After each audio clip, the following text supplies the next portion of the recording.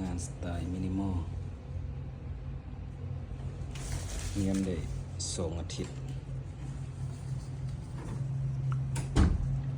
นี่คือเรียนได้2 อาทิตย์คือกันเรียนสไตล์แบบดอทนะแต่ว่าฝึกปัดเงาอีกเนียนเลยงามแล้วสมัยเริ่มจากศูนย์เรียนได้2 อาทิตย์ได้สมัย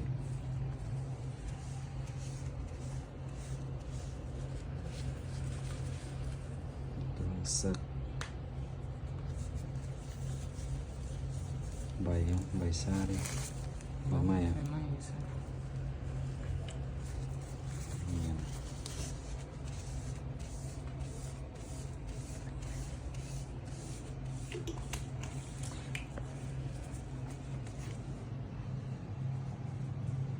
มันเฮียนไหม